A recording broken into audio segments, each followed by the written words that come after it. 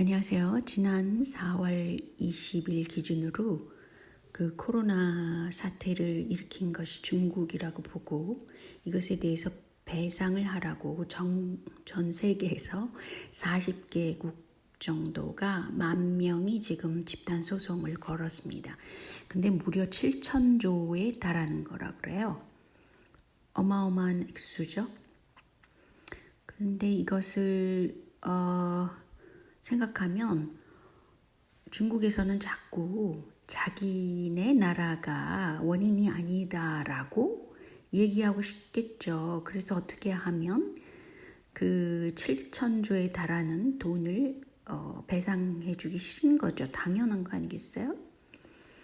그런데 제가 이제 모 포탈에서 뭘 봤냐면 그 유럽에서 코로나 최초 폭발점은 그 스위스 근처인데 티롤이라는 지역이 있어요. 거기 주민의 42%가 이미 항체를 보유했다. 그러므로 유럽에서 코로나 사태가 맨 처음에 일어났다. 이렇게 말하는 기사가 났어요. 얼마 전입니다. 며칠 전에. 그 제가 이것을 갖다가 제 페이스북에다가 놓고 티롤과 밀라노는 아주 가깝다. 밀라노 주변에는 특별히 중국 사람이 그 브랜드 제품의 제조업 공장에서 일을 많이 한다. 이 사람들이 스키를 어디로 가서 타겠느냐. 그래서 티롤에서 최초 폭발점이 아니라 중국 사람이 거기 가 있었다가 그 사람들에 의해서 코로나가 폭발했을 것이다. 이렇게 제가 달자마자 이 글이 제 페이스북에 올라가자마자 포탈에 기사가 내려졌어요.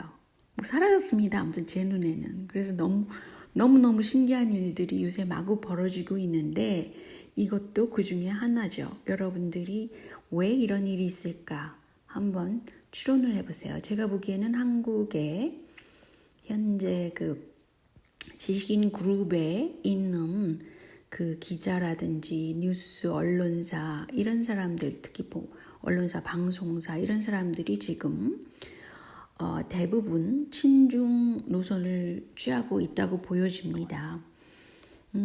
이것이 이 사람들이 이 지식인들이 무슨 민노총에 가입을 했거나 민노총하고 지금 현 정부와 굉장히 가깝잖아요. 거나 아니면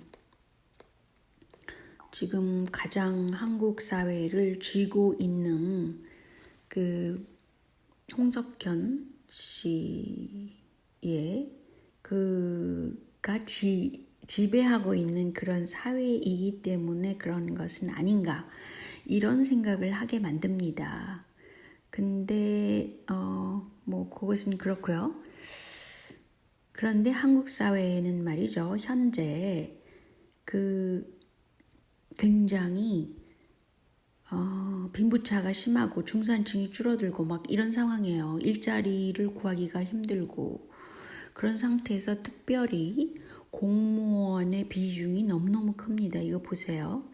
이게 자본주의 사회라는 미국과 일본과 한국을 비교를 해보세요. 그러니까 한국은 그냥 실업률을 줄이기 위해서 공무원을 늘렸다고 볼 수 있습니다. 그렇지 않겠어요? 5천만 명인데 공무원이 100만 명 정도라고 그러니까요. 뭐 이것을 공기업을 포함해서 그런 건지 아닌지는 모르겠습니다. 근데 이번에 문제가 된 그 김두관 의원의 그 말이 이제 문제가 됐었잖아요. 근데 한국은 이미 그 직장에 들어가서 정규직이 된다는 것도 어려운데 신의 직장이라고 불리잖아요. 공무원 또는 공기업에 들어간다는 건. 그것을 정치권에서 모른다고 볼 수는 없을 텐데 이것에 대해서 그 차이점, 그 신의 직장에 들어간 사람들과 그렇지 않은 사람들의 그 격차, 그 정신적인 괴리, 그 괴리가 많은 사회가 한국이에요. 그랬을 때 정치권은 보다 그렇지 못한, 들어가지 못한 사람들 쪽에 서서 얘기를 해야 되잖아요. 기본적으로 볼 때. 이건 기본적인 자질의 문제라고 봅니다. 그런데 이것을 단순하게 그 공항 보안 검색이라는 건 별거 아니죠. 하는 일이 제가 보더라도 그렇습니다. 그렇지만 이 사람들이 정규직이라는 거예요. 정규직 공사에 공무원 신분으로 전환했다. 이거는 큰일이라는 거죠. 무려 1,900명에 해당되는 겁니다. 이런 사태에 대해서 이게 무슨 갑과 을의 전쟁이라고 생각합니까? 그리고 말을 너무너무 잘못했어요. 이 김두관 의원이. 때문에 이분은 진짜 정치인의 자질이 없다고 봅니다. 통합당 보러 뭐라 그랬냐면 을들의 전쟁에 기생할 생각을 말라. 이게 말이 됩니까? 그러니까 본인들은 갑과 을의 전쟁에 너무 치우쳐 있단 말이죠. 이 디테일한 것을 해결하지 못하고, 그리고 그 단순하게 을들을 위해서 일하면 되라고 관념적으로만 생각한다는 거죠. 그리고 지금 이 현 사태를 단순한 지식을 좀 더 앞섰다고, 조금 더 배웠다고 비정규직보다 2배가량 임금을 받는 것이 불공정. 이런 말 자체가 굉장히 관념적이라는 거죠. 지금 세세한 한국의 문제, 한국의 젊은이들의 아픔, 이 괴리감, 이런 것들에 공감을 하지 않고 있어요. 그냥 무조건 공무원이나 진짜 잔뜩 만들어서 선거에 대비하면 된다. 또는 민노총 쪽 사람들, 노조가 얼마나 힘이 강력합니까? 노조라는 것도 하나의 위계 질서가 너무 딱딱하게 굳어져 있는 구조입니다. 권위적이라는 거죠. 그래서 현재 한국이 당하고 있는 코로나 사태 하에서 당하고 있는 경제 구조에 부합할 수 없습니다. 한국의 그 노조의 생각이라는 것이.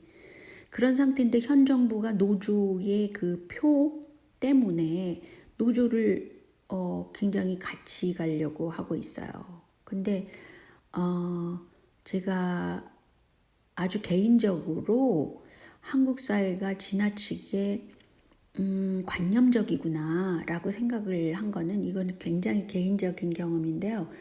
제가 몇 달 전에 한국에 갔었잖아요. 근데 전 청국장을 엄청 좋아하는 사람입니다. 그래서 여의도 쪽에서 청국장 집에 들어갔어요. 그때가 한 3시 반 정도 됐어요. 근데 거기 일하는 아주머니가 혼자서 누워서 그냥 휴식을 취하시고 있다 그러는 겁니다. 그러면서 자기는 팔 생각이 없다는 거예요. 그래서 여기 주인이시냐고 그랬더니 주인이 아니라 노동자라고 얘기를 하시더라고요. 저가 너무 어이가 없어가지고, 그래서 거기 청국장이라고 크게 붙어 있어서 제가 들어간 거거든요. 그러면서 저보고 무슨 다른 걸 먹으라고 권하고 그거 하나밖에 없다는 거예요.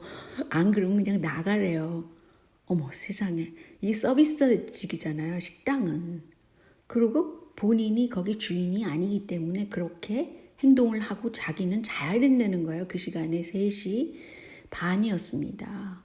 물론 저녁 장사를 하시나 본데, 그랬다 하더라도 오전에는 일을 안 하실 거 아니에요. 12시부터 9시라든지 8시라든지 이렇게 일할 것 같은데, 그 지역이 굉장히 그 번화한 지역이었어요.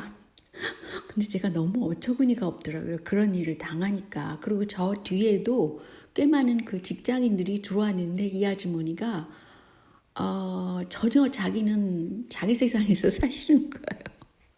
그래서 참 한국은 지금 괴리가 보통 심각한 게 아니구나. 이 노동의 개념과 자기 직장에서 직장인으로서의 그런 윤리감, 이건 윤리감이죠. 어떤 도덕적인 감정이 없다는 거예요. 그러니까 손님이 들어오면 그 손님에게 최대한으로 서비스를 해야 되는 서비스직이잖아요. 그러니까 이게 기본이 안 되더라고요, 한국 사회가. 그래서 이거 심각한 문제라고 그때 생각을 했거든요, 몇 달 전에.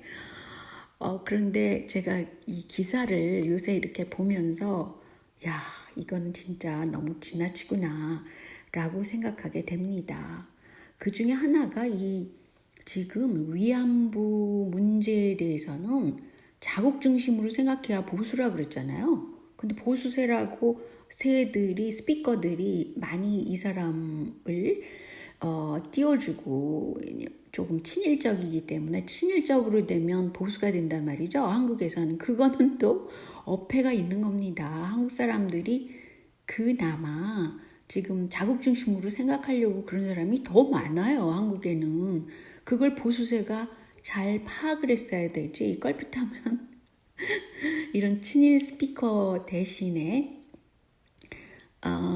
보수 스피커 짓을 하면 보수세가 어떻게 그 세를 늘릴 수가 있습니까? 이거는 기본이 안 된 겁니다. 근데 어쨌든 이 문제의 류석준 이 사람이 기가 막혀서 일본 극우 잡지에 기고를 했단 말이죠. 자기 주장을 기고를 했답니다. 물론 위안부를 보는 것이 뭐 경제적인 이득을 위해서 갔다라고 보는 입장하고 그렇지 않고 일본 제국주의 하에서 끌려갔다 이런 두 가지 입장이 있을 수 있어요. 그렇지만 그것은 한국민의 다수가 무엇을 주장하고 있는지 무엇을 더 옳다고 생각하는지를 파악을 못합니까? 보수 스피커들은 제가 기가 막혀서 그래서 이 사람은 괜히 그 들쑤시고 다니는 겁니다. 이래서 뭐 돈이 좀 나오는지도 모르고 이래야만 뭐 정치세에서 돈을 대주는지도 모르고 뭐 여러 가지 이유가 있겠죠. 근데 제가 이거는 사이비 보수도 문제고 지금 진짜 한국의 그 정의파라고 스스로 생각하고 있는 그 현재의 민주당 정부도 그렇고 그렇습니다. 근데 제가 또 놀라는 것이 이런 게 있었어요. 그 네티즌들의 힘이 어마어마하기 때문에 지금 정치하시는 분들은 아주 조심해서 정치해야 됩니다. 그 임종석 씨의 딸, 임종석 그러면 굉장히 그 북한에도 갔다 오고 뭐 이런 사람이었잖아요. 근데 이 딸이 미국에서 시카고에서 무슨 공부를 하나 봐요. 미국 교육을 시키나 봐요. 뭐 미국 교육을 시키는 것 그런 사람이 중국 사람들 중에서도 꽤 있었잖아요. 뭐 그걸 나쁘다 그러는 게 아니라 어떻게 키웠길래 이 딸이 호화 생활을 하냔 말이에요. 그리고 이 시계가 뭐 1,000만 원대의 그런 시계라 그럽니다. 제가 이거 보고 깜짝 놀랐어요. 이게 보통 상식적으로 용납될 수 있는 기본적인 윤리라는 게 있잖아요. 근데 제 딸의 경우 저도 딸이 있습니다. 이렇게 큰 애가 있어요. 근데 제가 뭐 브랜드 제품을 선물을 한다 그러면 난리가 납니다. 엄마는 어떻게 그런 걸 살 수가 있냐. 이거는 합리적이 아니다라고 생각하기 때문에 우리 애들은 브랜드 제품을 전혀 사지를 않아요. 누가 선물을 줘도 싫어합니다. 그런 입장의 애들이 왜냐하면 여기 교육을 받았기 때문에 그래요. 외국 교육을 받은 사람들은 브랜드 제품을 젊은 애들이 좋아하지 않아요. 어렸을 때부터 키운 애들은. 왜냐하면 어떤 사고를 하냐면요. 합리적인 소비 생활을 합니다. 그래서 어떤 물건을 샀을 때 이 가치가 내가 만약에 핸드백이다, 시계다, 그럼 그 기능 중심으로 하면 된다. 끝. 이렇게 생각을 한단 말입니다. 거기다 플러스 알파, 보여지는 것, 쇼잉업 하는 걸 되게 싫어해요.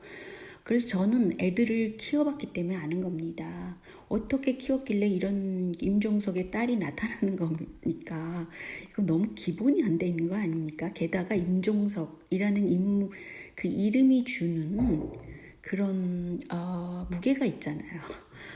그런데 이제 요새 한국의 애들이 신세계 백화점이 뭐 10대, 20대 명품 소비율 증가 매년 20%씩 오른답니다. 그 명품 찾는 10대들이. 근데 신세계 백화점이라는 거는 삼성계잖아요. 근데 한국의 소비 패턴을 지금 유도를 하려면 아주 쉽습니다. 몇 명 10대들한테 돈 주고 유튜브 만들고